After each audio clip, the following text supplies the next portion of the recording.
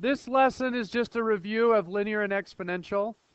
We are heading towards learning about what are called arithmetic sequences, which is a really fancy name to say sequences that are linear, and geometric sequences, which is another fancy way to say exponential.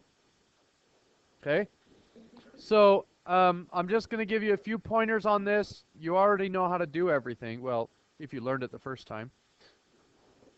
Uh-oh, we got a problem. Okay, so what we have here are four different tables. And I've given you room to calculate the common difference and the common ratio. So if you try the common difference and it doesn't work, try the common ratio. And they both might not work. And here's kind of a pointer. When you find common difference and ratio, would I do the total for year 1 and then compare that to year 0, or would I compare 0 to 1? 1 to 0. So you always compare this one to that one. So -6 minus -10 is +4. Then you would compare these and these and these. So here you would compare those and those. And if it's exponential, eventually, let's say that you divide it and you get 3.2. Then you divide it again, you get 3.2, and then 3.2. And you get down to a point where it goes 3.111999. That's 3.2. The trouble is, eventually exponential is going to have long decimals, and so I rounded those decimals off. So your ratios, if your ratios are really, really close, that's just a rounding mistake on my part. Not a mistake. We just ran out of room, basically. Once you've decided whether it's linear, exponential, or so on, you need to find the functions. Okay? How do you write a linear function? Well, you could do stat, edit, plug in 2 points, linear regression, but we're smarter than that. All you need, y equals mx plus b. What is m in this table? That's the common difference. What is b in the table? Year 0. For an exponential, it's y equals b times m to the x. What is b? Try again. It's the starting value. B is the starting value. And m is the common ratio. So if you calculate your ratio backwards, it's not going to work.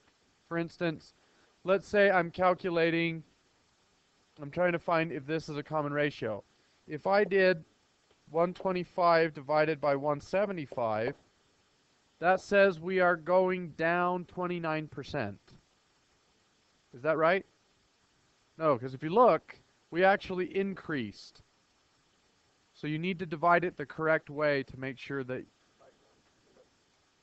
yeah, you always divide any y value by the one above it. Just like if it's linear, you subtract any y or you take any y value and subtract the one above it. Okay? Then I want you to build 4 graphs. And the purpose for this, I mean, you know what linear and exponential look like. The purpose for this is I want you to be able to scale it appropriately. So I don't want you to do 0, 1, 2, 3, 4, 5, 1, 2, 3, 4, and say, that's my graph. I want you to practice saying, well, what do I need to count by in order to create a graph that fills the space? That's the object there. Okay, so there are no markings. You need to come up with your own, and don't cram it into one little corner. You need to spread it out. Sorry, you guys can't.